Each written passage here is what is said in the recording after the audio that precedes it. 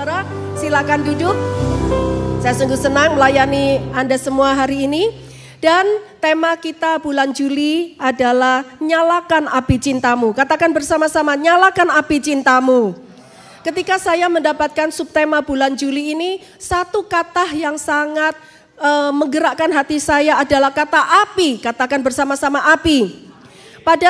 Mungkin pada zaman sekarang, pada zaman modern, sungguh sangat mudah untuk Anda bisa menyalakan api dimanapun Anda mau. Betul, menyalakan kue ulang tahun, menyalakan kompor dan sebagainya, menyalakan alat penggoreng, menyalakan alat grilling, pembakar dan sebagainya. Cukup dengan korek atau dengan penyulut api yang sudah ready Anda sulutkan kepada kompor, langsung timbul api. Tetapi tahukah Anda bahwa pada zaman dulu ketika orang-orang primitif masih hidup dan mereka harus dengan cara yang natural, alamiah, secara tradisional harus membuat api sendiri tanpa ada korek api, maka apa yang mereka lakukan? Mereka harus mengambil 2 batang kayu yang betul-betul kering, tidak boleh basah sedikit pun, tidak boleh lembab, kemudian digesek 2 batang kayu itu sampai hangat, sampai akhirnya timbul percikan api, betul?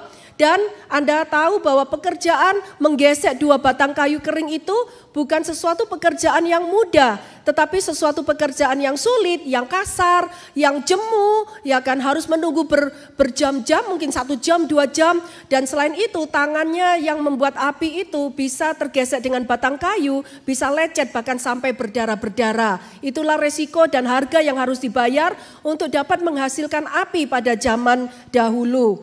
Dan ketika api itu sudah menyala dan membakar jerami kering yang sudah disediakan, maka nyala api itu tidak bisa dibiarkan pergi begitu saja Anda tinggal pergi. Maka apinya akan bisa padam karena ketiup angin, kena air hujan dan sebagainya. Kalau mereka berhasil dengan susah payah membuat api kecil pada zaman dulu, maka harus ada 1 orang yang bertugas menjaga supaya api itu terus menyala. Bahkan supaya nyala api itu bukan saja menyala kecil, tapi perlu menyala semakin besar sehingga memberikan kehangatan dan bisa dipakai untuk memasak, memanggang makanan dan sebagainya untuk bertahan hidup. Tentu saja pekerjaan menjaga nyala api itu bukan suatu pekerjaan yang mudah. Tetapi menjaga nyala api supaya tetap menyala, supaya nyala api itu tetap semakin membesar, itu suatu pekerjaan yang saya percaya membosankan, betul?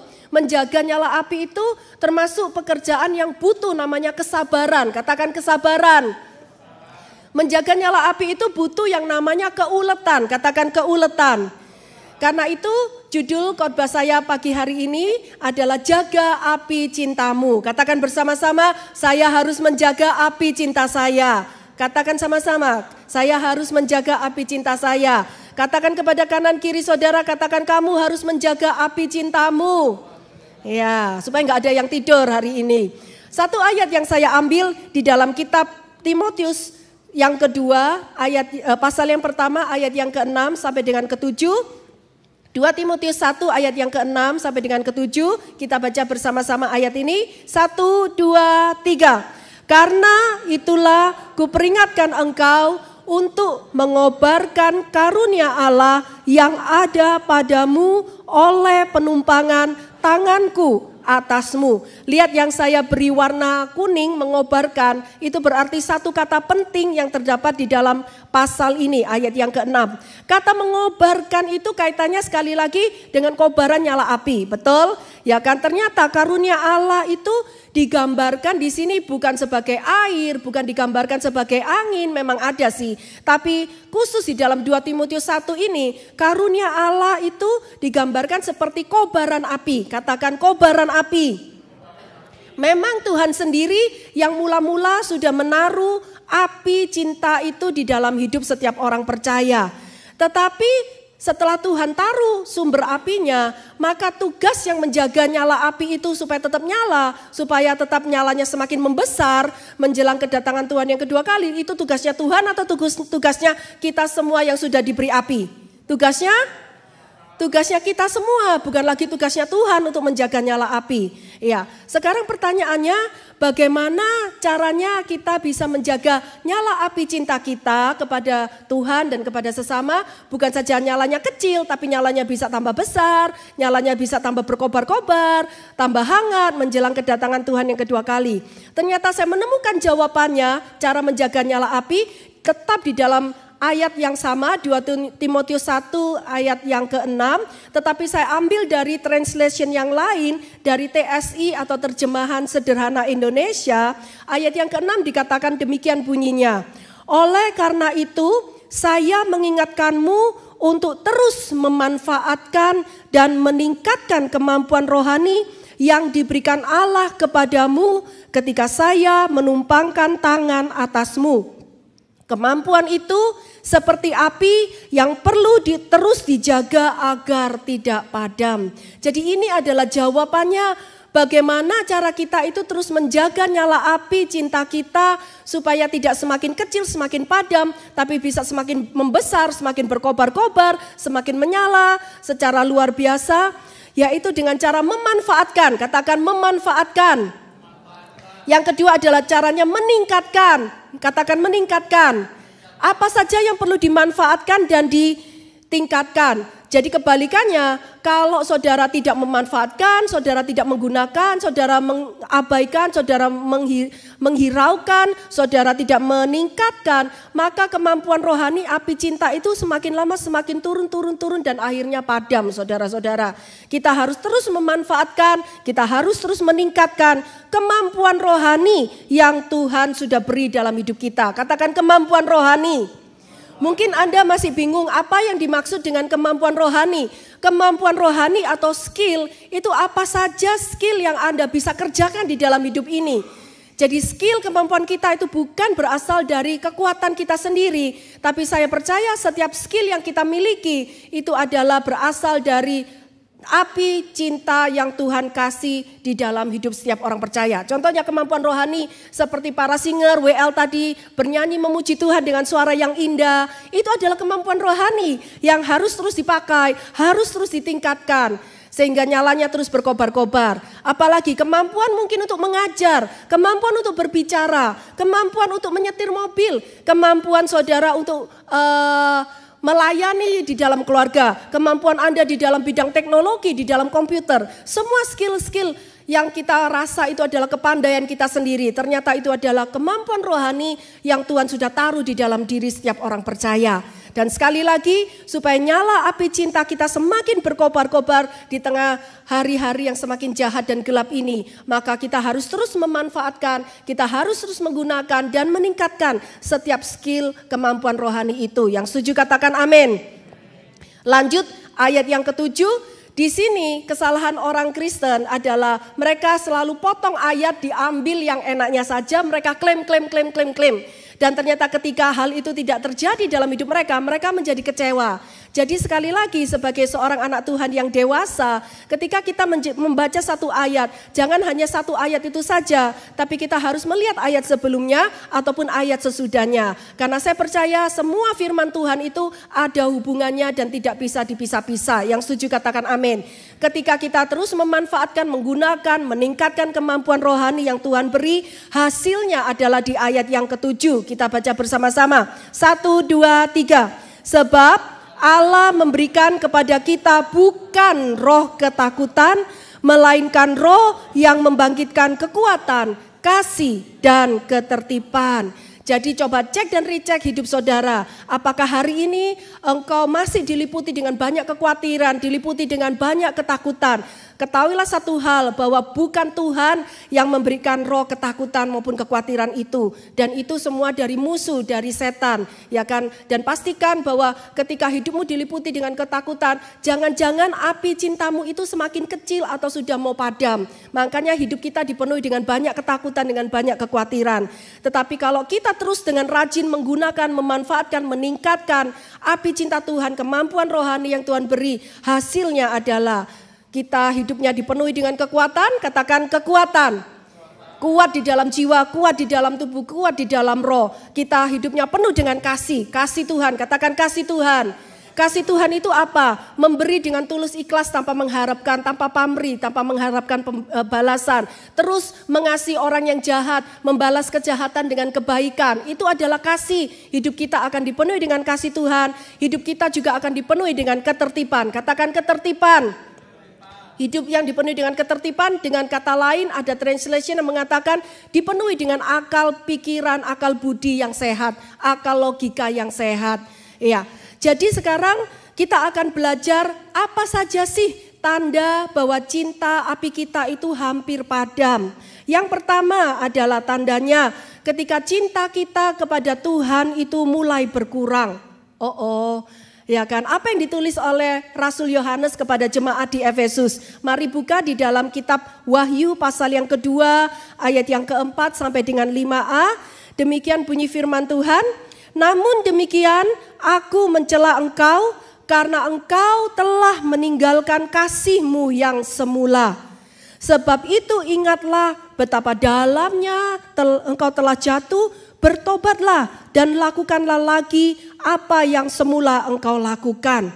Ternyata perkara kita meninggalkan, melupakan kasih yang mula-mula kita kepada Tuhan. Anda mungkin masih ingat pertama kali Anda kenal Yesus, pertama kali Anda jatuh cinta kepada Tuhan. Anda dipenuhi dengan api yang menggelora, betul? Anda begitu haus dan rindu cari Tuhan. Anda kepinginnya dekat dengan Tuhan setiap saat. Anda maunya masuk di dalam kamar berdoa terus, ya kan? Rasanya itu maunya pergi ibadah terus hari Senin sampai hari Minggu, betul? Maunya kepingin baca Alkitab, nggak mau habis-habis. Satu hari mungkin bisa 30 pasal, 60 pasal. Tapi bagaimanakah hari ini? Apakah cinta kita kepada Tuhan itu sudah mulai redup dan bahkan hampir padam? Ternyata masalah memelihara cinta mula-mula kepada Tuhan itu bagi Tuhan bukan sesuatu masalah yang kecil. Bagi Tuhan bukan masalah yang sepele. Tetapi perkara meninggalkan, melupakan kasih yang mula-mula kepada Tuhan merupakan masalah besar. Katakan masalah besar. Dan saya harap tidak ada yang punya masalah besar hari ini di sini dengan Tuhan ya. Bakal jadi tempe kalau kita punya masalah besar dengan Tuhan. Dikatakan bahwa kita sudah jatuh, bukan sekedar jatuh biasa, tetapi jatuhnya sudah sangat dalam sekali. Dan apa yang mesti dilakukan? Jangan pernah saudara menikmati kejatuhanmu. Jangan saudara tinggal di dalam lubang kejatuhanmu. Tapi yang harus kita lakukan adalah cepat bertobat. Katakan cepat bertobat. Dan lakukan kembali apa yang semula kita lakukan. Semua perkara-perkara rohani yang baik harus kita lakukan. Sekarang kita belajar lebih mendetail lagi. Apa saja tanda cinta kepada Tuhan itu kalau mulai berkurang? Ketika kita mulai jarang baca Alkitab. Wow, ya kan? Dan mulai jarang bersaat teduh atau berdoa dengan Tuhan. Coba cek. Saya harap bahwa khotbah ini bukan menjadi alat untuk tuduh menuduh, hakim menghakimi orang lain. Tapi masing-masing pribadi demi pribadi mari kita cek. Apa yang pertama kali saudara lakukan ketika saudara bangun pagi pertama kali? Buka mata langsung apa? Apa seperti nyanyian ini, bangun pagiku terus mandi gitu, sikat gigi, menggosok gigi, ya kan, good ya kan.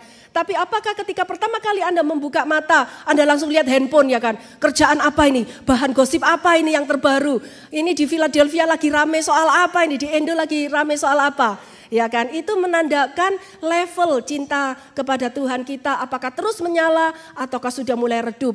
Kalau setiap pagi Anda buka mata, Anda bersyukur Tuhan, terima kasih hari ini aku bisa bangun. Doa itu sesuatu yang simple seperti kita ngobrol dengan sahabat kita. Betul, bukan doa yang banyak ritualnya, banyak grammarnya harus diperiksa. Enggak, Tuhan bisa mengerti semua bahasa. Bilang saja, Tuhan terima kasih aku sudah bangun dengan badan segar, terima kasih untuk nafas, terima kasih untuk pekerjaan, terima kasih untuk keluarga. Ucapkan sesuatu yang mengucap syukur kepada Tuhan. Kemudian Anda buka Alkitab, baca 1-2 menit, tidak akan mengganggu waktu Anda yang sangat sibuk. Ya kan, saya percaya kita semua di sini orang-orang yang sibuk, tapi kalau hanya meluangkan waktu 1 menit, 2 menit baca Alkitab, Anda semua pasti bisa. Katakan aku pasti bisa. Ya kan, aku pasti punya waktu untuk baca Alkitab. Amin, saudara-saudara. Kemudian pertanyaan berikutnya, waktu Anda mau tidur, apa yang mau Anda lakukan pertama kali ketika mau sleep, ya kan? Menggosok gigi boleh, cuci kaki oke, ya kan? Tapi kebanyakan tidur sambil ketiduran sambil handphonenya nyala terus TikToknya, nyala terus YouTube-nya, ya kan? Sampai baterainya habis. Atau nyala terus TV-nya karena nonton Netflix belum selesai, ya kan? Itu adalah tanda-tanda yang jelas, saudara. Gak usah cari nubuatan hamba Tuhan atau nabi-nabi. Tanda-tanda apakah cinta kita pada Tuhan makin menyala-nyala atau makin berkurang. Senggol kanan kiri, kayaknya saya tahu orangnya. Senggol kanan kiri, jangan malu-malu saudara-saudara. Kayaknya saya tahu orangnya itu, ya kan, bertobat rame-rame. Tanda yang kedua atau B, tanda cinta kita pada Tuhan mulai berkurang. Ketika kita mulai malas bersaksi tentang kebaikan Tuhan. Ya kan, banyak orang ketika disuruh maju berdoa, kamu pimpin doa makan ya, jangan saya, saya nggak bisa ngomong di depan orang. Loh memangnya tadi dia nggak ngomong, ya kan, dia ngomong kan. Coba kamu bersaksi tentang kebaikan Tuhan. Oh nggak bisa. Bersaksi itu cerita sesuatu yang simple tentang apa yang Anda alami bersama dengan Tuhan. Kemarin malam saya melayani kelompok Bethany Senior, manusia-manusia yang berusia emas, ya kan, yang masih saya panggil Meme dan Titi, Cece dan Koko kemarin, ya kan. Ada satu kesaksian seorang ibu jemaat kita, Ibu Ertin. Dia sambil hampir menangis, ya, menyaksikan, dia berterima kasih tentang satu perkara yang kita lihat mungkin sepele, tapi bagi dia itu sangat menyentuh bagaimana Tuhan itu care dengan dia. Di tempat kerjaannya di satu perusahaan itu di bagian warehouse, dia harus mengambil barang orderan sesuai dengan pesanan. Satu box yang berat dan itu ada di luar jangkauannya dia. Dia udah coba meraih yang di atas kepalanya, dia nggak bisa karena dia imut, ya kan. Kemudian tiba-tiba ada lewat teman kerjanya orang bule yang lebih jangkung, lebih tinggi. Dan orang bule ini berusaha juga menolong mengambil box yang di atas juga nggak bisa, ya kan. Setelah mau ditarik ke depan nggak bisa, boxnya tidak bergeming. Kemudian ya udah deh, kita pergi dulu, kita ambil tangga atau gimana. Beberapa detik setelah mereka pindah dari depan box itu, hanya hitungan 2-3 detik, tiba-tiba boxnya itu rontok, semuanya jatuh ke bawah, berisi barang-barang yang berat, saudara-saudara. Ibu ini sampai akhirnya mengucap syukur, Tuhan terima kasih untuk masalah kecil aja Engkau itu peduli dengan aku. Bagaimana kalau misalnya mereka tetap berdiri di depan box itu masih berusaha menggapai supaya boxnya turun, tiba-tiba kerontokan dengan isi penuh barang, itu bisa lengannya mungkin bisa patah tulang atau dan sebagainya. Kejadian eksiden yang serius, saudara-saudara. Dari perkara-perkara yang kecil ini saja Anda bisa menceritakan kepada teman-temanmu bahwa Tuhan itu benar-benar baik. Yang setuju katakan amin. Pada zaman dulu ada sekelompok, bisa dimunculkan gambarnya, ada sekelompok manusia gua, manusia primitif yang waktu itu mereka masih belum kenal yang namanya api, ya kan. Dan waktu itu masih musim winter, musim dingin, salju lebat di luar. Maka manusia gua yang tinggal di dalam gua, namanya aja manusia gua, ya kan. Sekitar ada 10 orang, bagaimana caranya mereka yang tidak kenal api ini supaya tidak mati beku kedinginan menghadapi winter dan salju di luar. Akhirnya 10 orang ini berdempet-dempetan duduknya sambil menggigil. Mereka berharap dengan panas tubuhnya itu mereka bisa bertahan melewati malam hari winter sampai besok pagi matahari terbit kembali. Kemudian tiba-tiba di dalam jarak 2 meter di depan mereka melihat ada seorang pria asing yang tidak mereka kenal sedang jongkok menggesek-gesekkan 2 batang kayu kering. Kemudian salah satu manusia primitif itu bertanya, hei pria asing, apa yang kamu sedang lakukan di ujung sana? Ya kan, pria ini tidak menghiraukan manusia primitif itu. Kemudian dia tetap gesek. Akhirnya setelah beberapa menit timbul percikan api dan akhirnya dia taruh ke dalam tumpukan jerami yang kering di depannya. Maka terjadi api unggun dan ada nyala api di dalam gua, lubang gua yang gelap gulita itu. Maka semua manusia primitif itu ketakutan, dia tidak pernah lihat yang namanya api. Mereka langsung menjerit ketakutan dan menutup mata rapat-rapat. Pria asing, apa yang kau sedang buat itu? Matikan benda itu, matikan benda itu. Mata kami sangat sakit, mata kami silau melihat benda itu. Kamu mau membunuh kami semua ya dengan benda asing itu. Mereka semua menjauh tambah masuk ke dalam gua. Dan pria itu berkata, Percayalah kawan-kawanku, aku tidak bermaksud jahat, tapi aku ini sedang mengerjakan sebuah solusi jawaban bagi kebutuhanmu tentang melewati malam yang beku dan dingin ini. Mari mendekat, mari mendekat. Benda asing ini namanya api. Ini akan memberi kehangatan pada badan kita kalau kita datang mendekat ke sini. Tapi semakin manusia gua itu menjauh dari dia. Dan manusia yang pertama berkata, enggak, engkau pembohong, engkau penipu, aku tahu, engkau berniat jahat, engkau berniat membunuh kami semua di dalam lubang gua ini dengan benda asing itu. Yang lainnya juga berkata, iya, jangan dekat-dekat, dia pembohong, dia pasti mau membunuh dengan benda itu. Ya kan, kemudian diikuti dengan semua orangnya. Semuanya tidak mau, ya kan, tidak mau percaya kepada pria itu. Tiba-tiba di tengah kerumunan ada satu suara anak kecil wanita yang berkata, aku sudah berusaha belajar membuka mata, tadinya aku silau, tadinya aku takut. Tapi lama-lama ketika aku lihat benda itu, mataku sudah terbiasa dengan terangnya dan aku tidak lagi silau dan tidak lagi sakit mataku. Kemudian pria itu, mari maju anakku, mendekat lagi supaya badanmu juga menerima kehangatan. Semua manusia primitif yang lainnya itu berusaha menghalangi anak kecil itu untuk maju. Tapi anak itu tetap maju dan mendekat, semakin mendekat kepada api unggun itu. Dan dia mulai merasakan kehangatan. Dia berkata, iya betul Tuhan, aku sudah bisa merasakan kehangatan di badanku. Kemudian akhirnya anak kecil itu bertanya, apa yang mesti aku lakukan? Karena aku tidak mau hanya aku sendiri yang merasakan kehangatan. Dan aku tidak mau keluargaku, adik-adikku, kakakku, orang tuaku, tetanggaku, semuanya mati kedinginan di dalam lubang gua yang gelap gulita dan dingin di sana. Akhirnya pria itu menjawab, manusia gua yang lain tetap memilih berada di dalam kebekuan dan kedinginan. Dan mereka tidak berani untuk mengambil satu saja langkah kecil untuk berubah. Jadi ambillah sebatang kayu ini, dia celupkan ke dalam api, kemudian ujungnya menyala, dia berikan kepada gadis kecil ini, kamu bawa batang kayu ini kepada teman-temanmu dan keluargamu yang lain di dalam lubang yang gelap sana, katakan bahwa api ini jika mereka mau menggunakan dengan benar, akan memberikan manfaat yang besar kepada hidup mereka, akan bisa memasak, akan bisa memberikan kehangatan, dan semua hal-hal yang baik yang akan membantu kelangsungan hidup setiap kita yang ada di dalam gua ini. Demikian ceritanya saudara-saudara. Jadi pelajarannya adalah yang pertama, jangan mau kalah dengan manusia gua. Setuju ya kan? Kalau anak gadis kecil manusia gua itu yang enggak ngerti tentang apa-apa, enggak pernah ke sekolah Alkitab, tapi dia mau bersaksi, dia mau bercerita tentang apa yang dia terima, sesuatu yang baik. Mari kita apalagi sebagai anak Tuhan, kita jangan malas untuk bersaksi, cerita kepada teman-temanmu untuk menyatakan kebaikan Tuhan, pertolongan Tuhan yang sudah engkau rasakan di dalam hidupmu. Amin. Yang kedua, jangan jadi seperti manusia gua. Amin. Manusia gua yang lainnya tetap mati kedinginan, kebekuan, tapi kita sebagai orang yang percaya, kita mau supaya api nyala cinta kita tetap menyala-nyala semakin membesar. Berikan tepuk tangan yang meriah bagi Tuhan. Amin. Yang C, yang ketiga, tanda cinta pada Tuhan mulai berkurang itu bukan saja mulai jarang baca Alkitab dan saat teduh, bukan saja malas bersaksi tentang kebaikan Tuhan, tapi yang C adalah mulai curiga dengan Tuhan, mulai memiliki perasaan negatif tentang Tuhan. Jadi sekali lagi, setiap kali saudara mengalami apa saja di dalam hidup ini, menjadi Kristen itu sesuatu yang mudah. Tetapi untuk setia menjadi pengikut Kristus, itu bukan jaminan kalau kita jadi orang Kristen kita tidak akan sakit. Bukan jaminan kalau kita sudah jadi orang Kristen kita tidak akan mengalami persoalan dalam hidup. Persoalan boleh datang, tetapi cara kita, respon kita menanggapi setiap persoalan bersama dengan Tuhan, itu yang membedakan kita dengan orang dunia. Yang setuju katakan amin.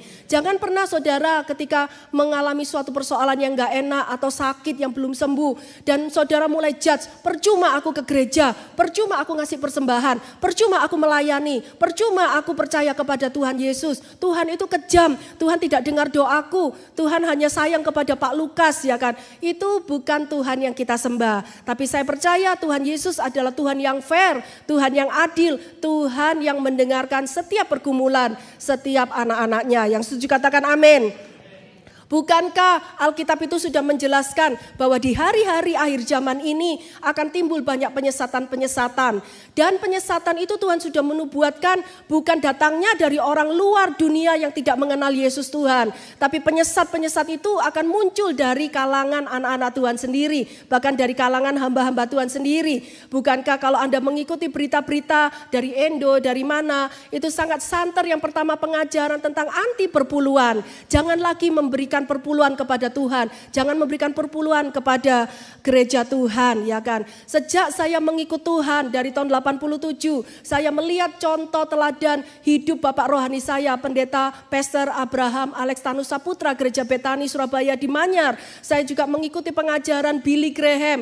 Tidak pernah sekalipun mereka mengajarkan jangan memberi perpuluhan, ya kan. Jadi bagi setiap saudara dan saya, mari kita belajar perkara-perkara yang sesuai dengan Alkitab. Jangan ikuti yang tidak sesuai dengan Alkitab. Saya tidak mau berdebat kusir tentang ayat-ayatnya, tentang doktrin-doktrin pengajarannya. Orang bisa ngomong segala macam. Bagi saya cukup satu simpel saja. Soal memberi itu kembali lagi kepada orangnya masing-masing. Apakah kita mau menjadi orang yang pelit dan kikir dalam soal memberi, ataukah kita mau menjadi orang yang generous dan murah hati di dalam memberi. Karena kita akan menikmati setiap apa yang kita tabur. Yang setuju katakan amin. Kalau kita kikir memberi kepada Tuhan dan sesama, maka engkau akan mengalami juga kepelitan dan kekikiran. Tapi ketika kita belajar generous, kita belajar untuk bermurah hati di dalam memberi, maka engkau dan saya akan mengalami kelimpahan dan mengalami yang namanya generosity. Yang setuju katakan amin. Pengajaran yang lainnya lagi yang tidak harus kita ikuti adalah ada beberapa hamba Tuhan itu mengatakan kalau doa memakai nama Tuhan Yesus Kristus itu doanya tidak ampuh, tidak manjur. Doa kita tidak akan dijawab oleh Tuhan. Wow, ternyata nama Tuhan itu bukan Tuhan Yesus. Kalau kita berdoa harus manggil nama Tuhan yang asli. Oh, saya baru tahu ada nama Tuhan yang asli sama yang KW1, KW2 ternyata. Nama Tuhannya adalah Yahweh. Kalau doa harus manggil kata Yahweh atau Yesua Hamasia. Itu nama aslinya Tuhan Yesus, ya kan. Tidak boleh manggil nama Tuhan Yesus, ya kan. Sekarang pertanyaannya, pakai logika saudara-saudara. Apakah Tuhan itu hanya dipanggil, dibatasi oleh nama-nama yang ditentukan oleh manusia? Ataukah Tuhan itu bisa mendengar dan menjawab setiap doa-doa kita tidak peduli dengan nama apapun yang dia dipanggil? Maksudnya Tuhan itu menciptakan semua nama di dunia, betul? Apakah namanya dia itu hanya dibatasi oleh nama yang ditentukan oleh manusia? Ataukah kita bisa memanggil dia apa saja? Pokoknya maksud kita Tuhan Yesus berdoanya dan dia bisa mendengar menjawab doa kita. Yang pertama atau yang kedua? Halo? Ini saya nggak marah-marah, saudara saya nanya. Nama Tuhan itu dibatasi hanya dengan nama-nama yang ditentukan oleh manusia. Oh, harus Yahweh, harus Yesua Hamasia. Ataukah Tuhan itu Tuhan yang maha kuasa, dia menciptakan semua yang di dunia, dia menciptakan nama, dia bisa dipanggil dengan apa saja asal maksud kita itu Tuhan Yesus. Yang pertama atau yang kedua? Anak-anak, kedua, saya kasih kesaksian, saya baru ingat. Kami semua, keluarga saya bertobat tahun 1987, ikut bergereja di gereja Manyar, Surabaya, Betani. Kami semua dibaptis oleh pendeta Chris Da Costa, ya kan. Dan mama saya waktu itu sebelum bertobat, dia itu seorang penyembah orang Cina ya, penyembah dewa langit, bahasa Cinanya tuh Dikong, ya kan, Dikong. Tiap malam apa gitu, tiap tanggal berapa dia selalu pakai Yosua itu udah tengah malam itu udah berdoa-berdoa. Kalau ada perayaan hari apa saya ingat itu dia kasih jeruk, kasih apel, kasih delima ya kan. Dipersembahkan kepada arwah nenek moyang. Tapi setelah itu kita makan rame-rame, jadi kita yang makan ya kan, bukan arwahnya ya kan. Suatu saat mama saya itu sakit demam panas dan gejala-gejala yang lainnya itu sampai berbulan-bulan gak sembuh-sembuh. Semua obat udah diminum gak sembuh-sembuh, dia panggil Dikong, dia panggil apa, dia sudah sembahyang ke suhu kemana dia nggak sembuh. Kemudian suatu saat ada seorang yang memberitakan tentang Tuhan Yesus menginjil, tapi mama saya masih belum percaya. Suatu malam dia bangun karena demamnya itu udah tinggi banget. Kemudian dia itu berkata, akhirnya karena tidak kuat dengan demamnya yang terus menerus itu yang nggak turun-turun, naik turun. Akhirnya dia berkata Dikong, karena dia ya dari kecil udah diajari Dikong, ya kan manggilnya Dikong.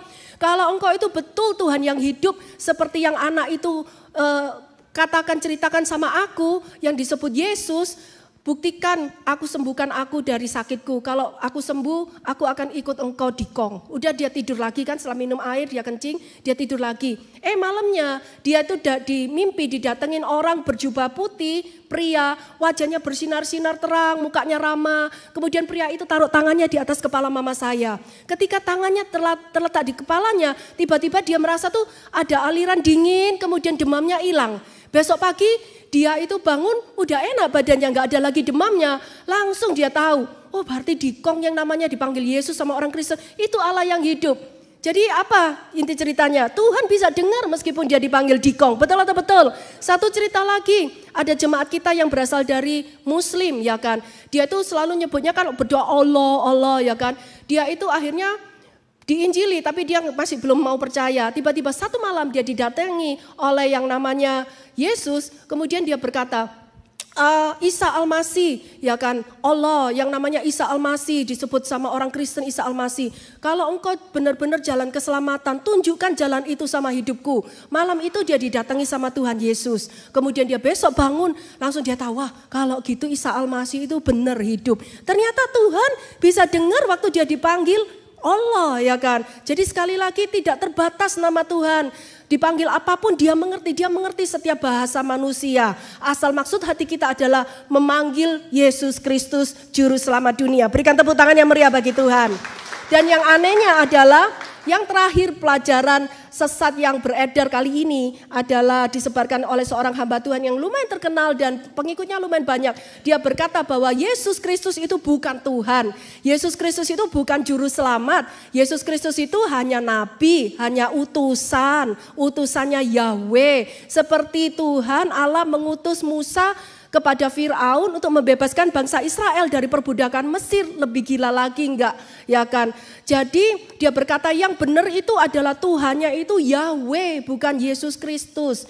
Ya saya tidak bisa melarang Anda untuk mendengarkan khotbah ya kan, karena semakin dilarang orang semakin kepingin tahu. Tapi satu hal yang saya mau tekankan, mari kita sebagai anak-anak Tuhan yang sudah dewasa, saudara harus bisa membedakan mana pengajaran yang benar sesuai Alkitab, mana pengajaran yang tidak sesuai dengan Alkitab, dan tolak dan jangan didengarkan lagi.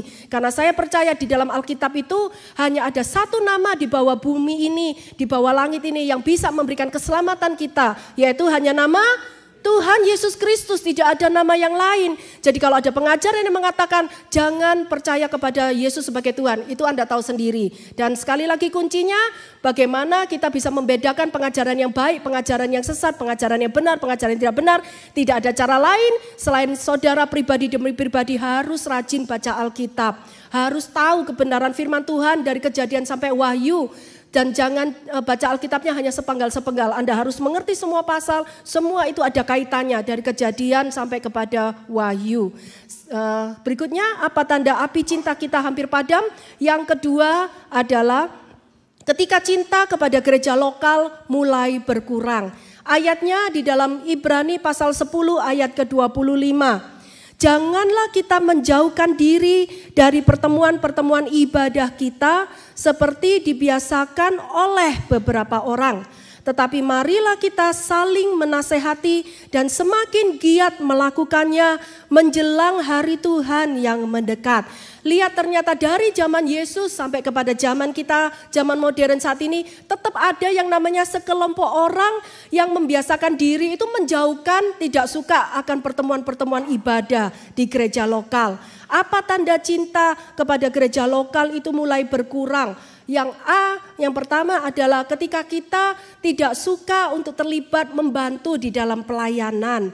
Ya kan, kita cuek, ada beberapa kelompok orang ini cuek dan tidak peduli dengan kebutuhan gereja lokal seperti kekurangan tenaga manusia di berbagai departemen. Misalnya di bidang penjemputan kurang orang, di sound system kurang orang, kemudian juga di bagian penerjemahan kurang orang, sekolah minggu kurang orang, sampai yang tugas itu satu orang harus melayani di 5 departemen. Kasihan enggak ya kan, sampai habis tenaganya. Lihat ternyata setiap masalah yang dihadapi oleh gereja di berbagai dunia itu ada 2. Yang pertama soal keuangan, soal dana, yang kedua soal kekurangan tenaga pelayan Tuhan. Jadi saya percaya hari ini biarlah firman ini berbicara secara pribadi kepada Anda. Satu pertanyaan yang bagus yang sangat kita butuhkan hari-hari ini adalah apa yang bisa saya bantu untuk gereja ini. B, tanda cinta kepada gereja lokal mulai berkurang adalah ketika kita mulai jarang muncul beribadah ke gereja lokal. Kelihatannya kegiatan lain di hari Minggu itu bisa kelihatan lebih menarik, lebih penting daripada hadir beribadah di gereja. Ya kan, di hari Minggu itu bisa punya waktu loh untuk berolahraga ya kan, tapi nggak punya waktu untuk datang ibadah. Hari Minggu bisa punya waktu untuk diundang teman ke pesta pernikahan, ke pesta ulang tahun dan sebagainya, tapi nggak ada waktu untuk ibadah hanya 1 jam saja. Bisa punya waktu hari Minggu itu berlibur bersama keluarga, jalan-jalan ke mall, shopping, ya kan, ngopi dan sebagainya. Tapi nggak ada waktu 1 jam saja untuk bertemu muka dengan Tuhan di dalam gereja lokal.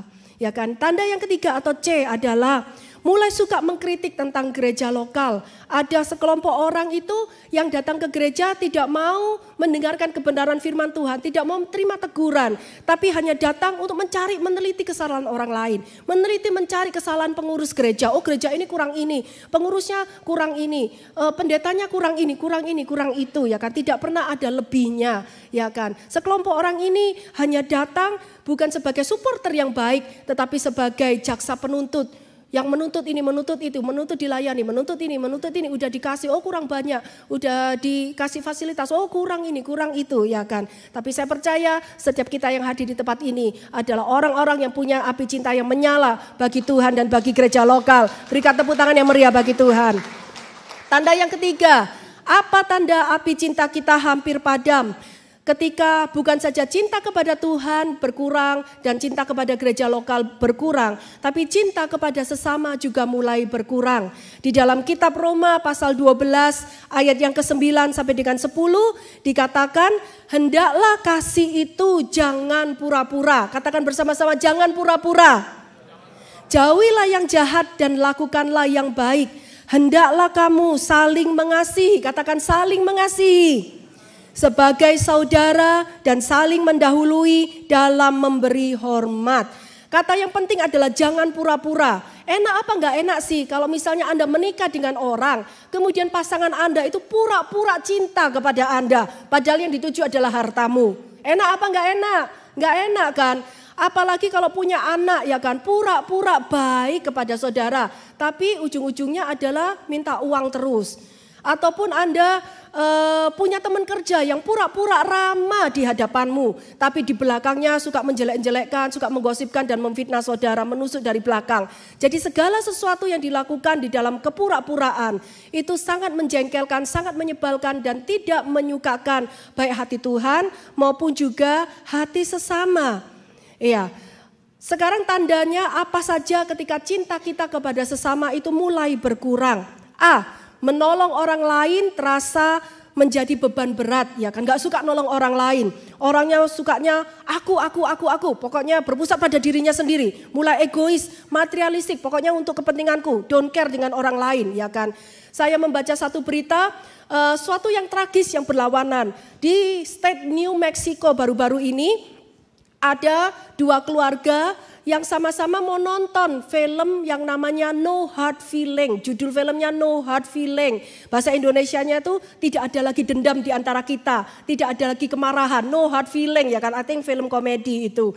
Dan saya percaya setiap betapa kecilnya ruangan bioskop itu pasti punya kursi yang banyak lah, ya kan, 50, 100 kursi. Kalau cuma untuk 4 orang ya bisa lah, 1 di kiri, 1 di kanan, atau kalau mau di tengah-tengah, 1 di depan, 1 rada middle, bisa, ya kan. Tapi anehnya 2 orang family ini berebut kursi yang sama. Aku mau di sini, enggak, kamu pindah sana. Enggak, kamu yang pindah, aku yang mau di sini. Aku duluan, enggak, kamu terlambat, aku duluan.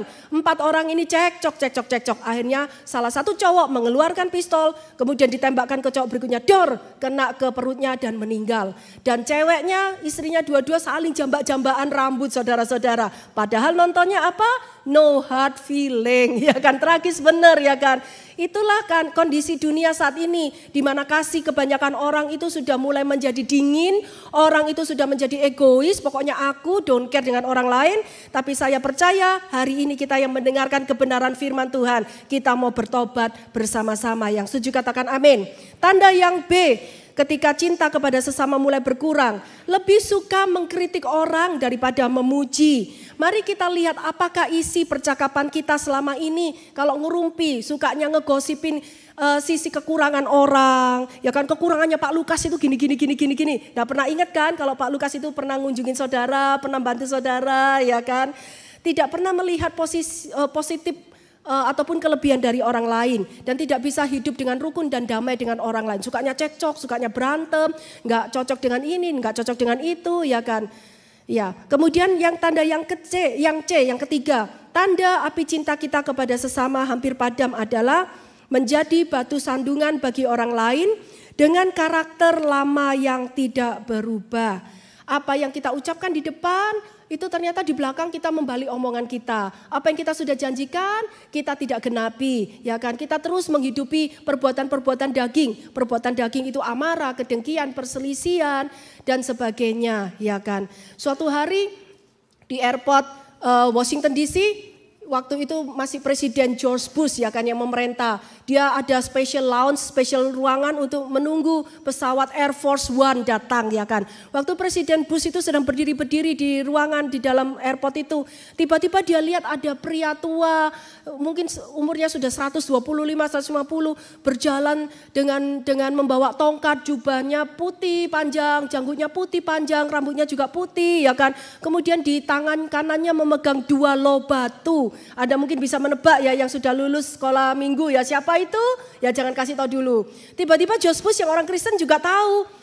Wah, ini kamu Musa ya? Kamu Musa kan? Ya kan?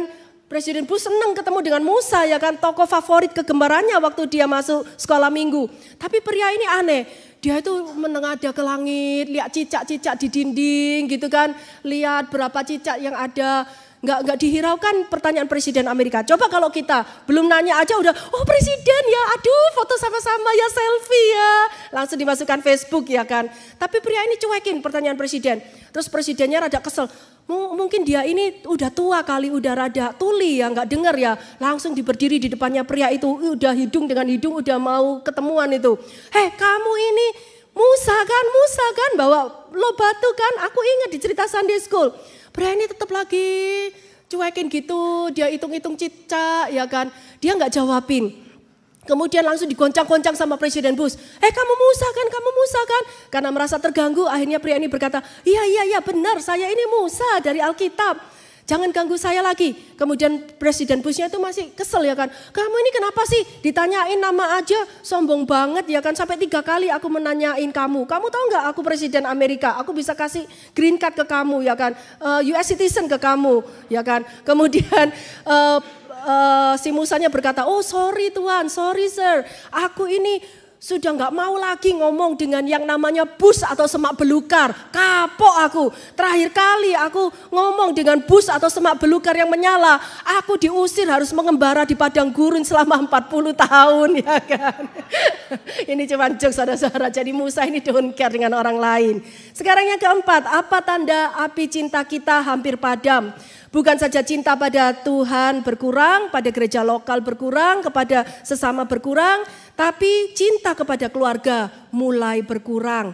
Di dalam 1 Timotius pasal yang ke-5 ayat yang ke-8 dikatakan, tetapi jika ada seorang yang tidak memeliharakan sanak saudaranya, apalagi seisi rumahnya, orang itu murtad dan lebih buruk dari orang yang tidak beriman. Wow, jadi tugas kita sebagai orang percaya itu baik kalau saudara memelihara kerabatmu yang jauh ya kan. Tapi intinya adalah orang seisi rumah, katakan seisi rumah. Seisi rumah itu adalah keluarga inti kita, suami, istri, anak-anak. Itulah orang yang harus kita dahulukan, kita kasih, kita penuhi kebutuhan mereka. Bukan saja uang, materi, tapi juga waktu kita, kasih dan perhatian kita dan sebagainya.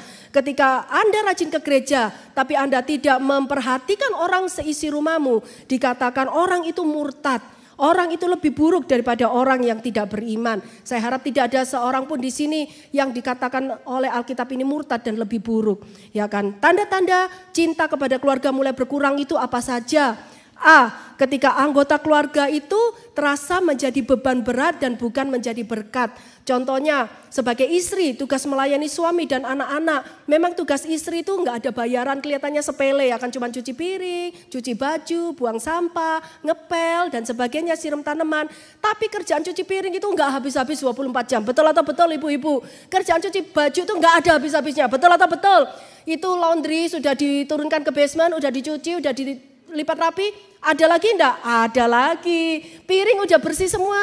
Nanti ada piring kotor lagi enggak? Ada lagi. Enggak selesai-selesai ya kan.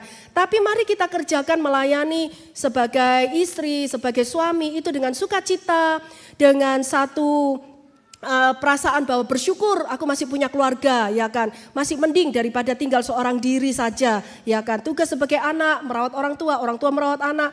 Jadikan itu bukan sebagai suatu tanggung jawab yang berat, tapi lakukan dengan sukacita. Tanda yang kedua B, ketika kita mulai merasa jenuh dengan pasangan hidup kita. Mungkin saudara masih tinggal di dalam satu rumah, mungkin saudara masih tinggal sebagai suami istri, tapi ternyata apapun yang dikatakan oleh suami Anda, apapun yang diperbuat oleh istri Anda, rasanya terus menyakitkan, rasanya terus membuat Anda itu jengkel dan mau marah.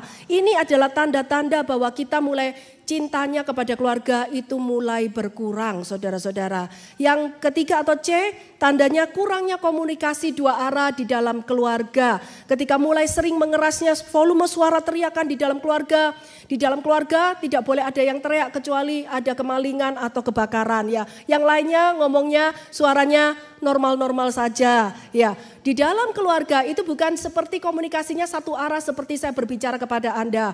Memang di dalam gereja waktu mendengarkan khotbah hanya pembicara yang berbicara kepada Anda. Anda bukan waktunya untuk menjawab kembali, itu ada waktunya ketika Anda bergabung di dalam Bethany Family Altar ya kan bisa bertanya jawab. Tetapi komunikasi di dalam keluarga itu bukan komunikasi satu arah. Bapak yang berdiri sendirian sebagai seorang diktator. Pokoknya ya istri dan anak-anak harus nurut. Ini adalah peraturan pemerintah yang berlaku ya kan. Tidak bisa begitu, tapi boleh memberi nasihat, menerima nasihat, boleh memberi masukan, bisa menerima masukan. Itulah keluarga yang baik dan harmonis.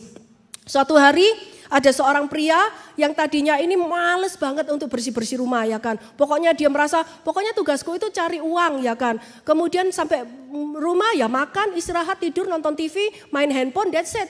Bersih-bersih rumah tugasnya istri dan anak-anak. Ya, ada orang-orang pria yang seperti itu ya kan. Saya harap tidak ada di sini. Maka akhirnya rumahnya jadi dekil karena istrinya juga mesti kerja, harus bersih-bersih rumah lagi. Istrinya mulai cuap-cuap seperti radio rusak, ngomel ya kan. Diomelin.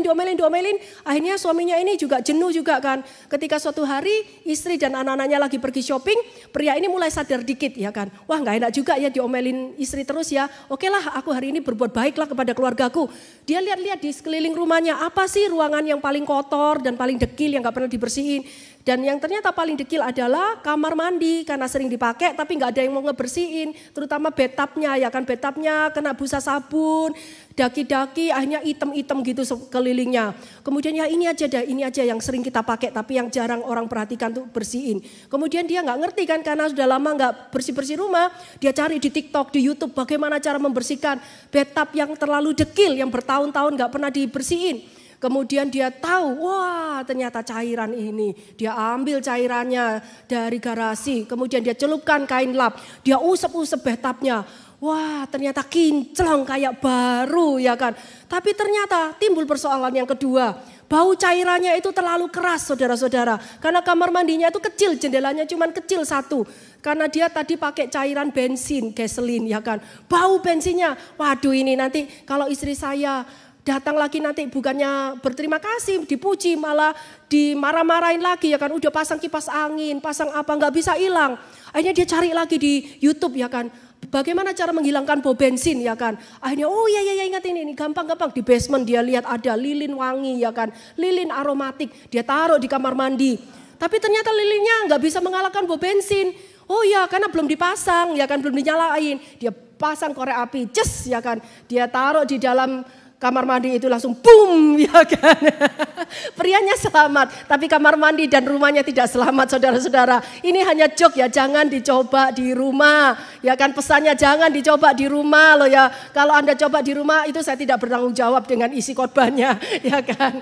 Iya, jadi sekali lagi ketika kita sudah tahu apa saja tanda-tanda cinta kita hampir padam kepada Tuhan, gereja, keluarga, dan sesama, bagaimana caranya menambah besar api kobaran cinta kita kepada Tuhan dan sesama? Seperti yang Wahyu 2 ayat 5a katakan, kalau engkau sudah tahu engkau jatuh sangat dalam, bertobat dan kembali pada cinta mula-mula. Lakukan kembali apa semua kebiasaan yang baik yang pernah engkau lakukan dulu.